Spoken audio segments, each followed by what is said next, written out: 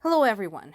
Multiple news sources are covering the upcoming meeting in Paris, hosted by France's Emmanuel Macron, uh, to discuss the war in Ukraine. U.S. delegation is led by Marco Rubio and Steve Witkoff, and based on that so-called leadership, I don't expect anything productive to come out of this. European leaders participating, I hope you have your patience recharged, because I can guarantee you, with those two in the room and the level of prejudice those two have against Ukraine, you're going to need all of it. It's going to be frustrating. You're going to want to punch them. Sorry. I really am sorry that you have to go through this. And once again, at this point, I don't even know why anybody's bothering with the United States. Why any of our allies are talking to us anymore or taking us seriously, because we already know what's going on. You know, when you start accusing an invaded country of starting a war, that is a problem. When you say that the invaded country shares equal blame with the invader, that is a problem. Just saying. So, especially following the horrific attacks that killed at least 35 people and injured 117 in Sumy, and then another one that killed 18 people in Kryvyi Rih. So, I mean, those two attacks should have been enough to change anybody's mind, and those are just two of many that have been committed to this point. Personally, I don't see anything on the agenda that is new and different. I'm not expecting any particular changes other than possibly strength and resolve from Europe and their realization that US is not a reliable ally and they're basically on their own and they need to figure this out on their own. But if that should be the case, considering the tariffs and the trade war, I think unless something dramatic changes, truly dramatic, I think it would be a signal to Europe to start slowly isolating US the way they isolated Russia, slowly weaning themselves off of US anything, and end their dependency on any and all products they're currently getting from the US. I don't think the message will sink in afterwards. Once US is completely isolated, maybe then it will start dawning. And once again, notice the formulation. The US State Department said the focus would be on how to end the fighting in Ukraine. Why is that a problem? What is the problem with this statement? First of all, it's not fighting, it's war. It's called a war. It's called an invasion. And when you formulate it that way, we want to end the fighting, it implies like there's two kids fighting in the schoolyard over nothing. It doesn't say anywhere that one country attacked another country and that other country is now fighting back to retain its territorial integrity and its independence as a nation. So, with that mindset, like I said, I don't expect anything good coming out of this. Okay, CNN, come here. Come here, guys. Sit down. Sit down. First of all, as you all might notice, that this headline is extremely negative. Ukraine parades Chinese nationals captured fighting for Russia. What message was it trying to say? Send. Are you stupid, CNN? Are you really, really dumb? Or are you just pretending because you spent so much time sane-washing Trump that, like, your brain cells stopped working?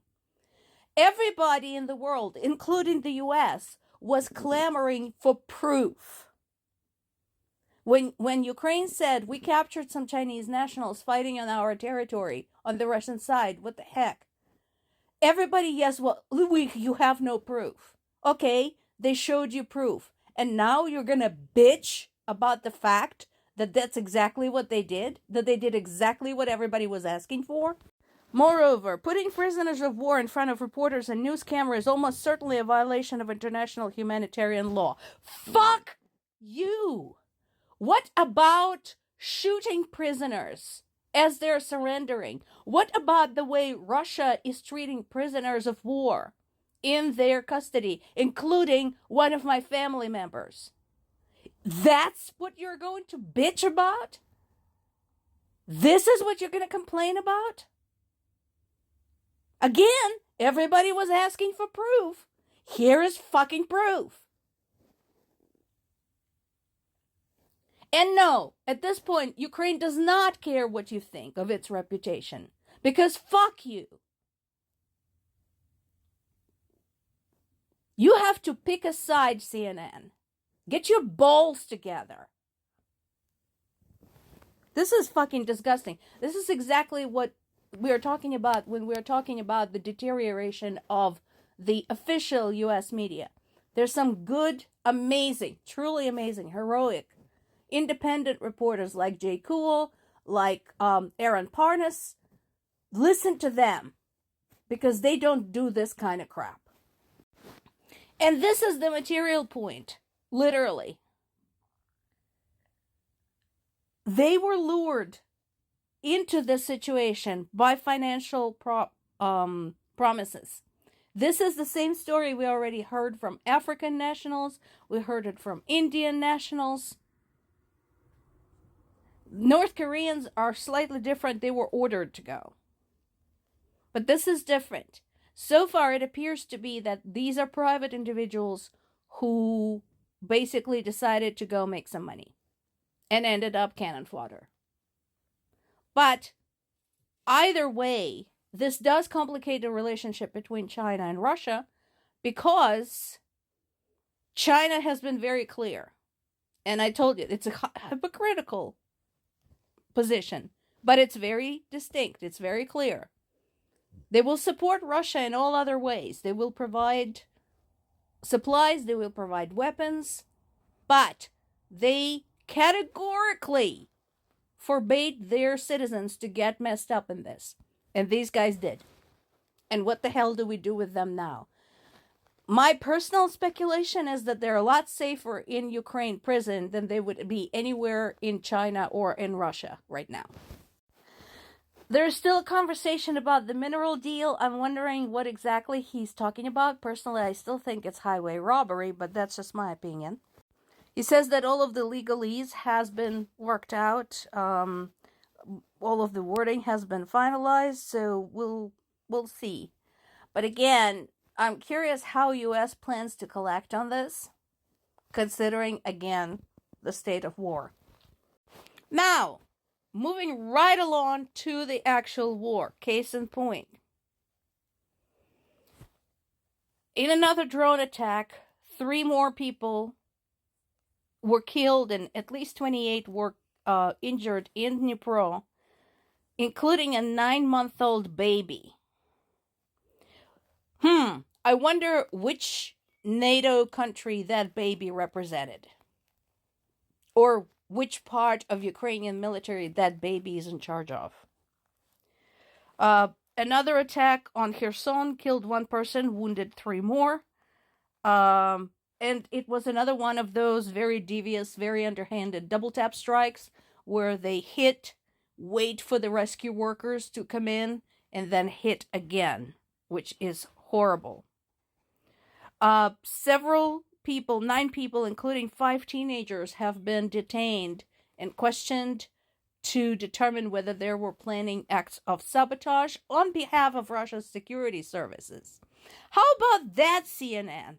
Russia is recruiting children to do their dirty work for them. How is that on your ethical scale? The moratorium on targeting energy infrastructure is still theoretically in effect, but it's total bullshit. We know this. The governor of Russia's Kursk region have been arrested on embezzlement charges. Nice people. And Latvia is pulling out of the Ottawa Accord to defend themselves against Russia. They're going back to using anti-personnel mines. More to come.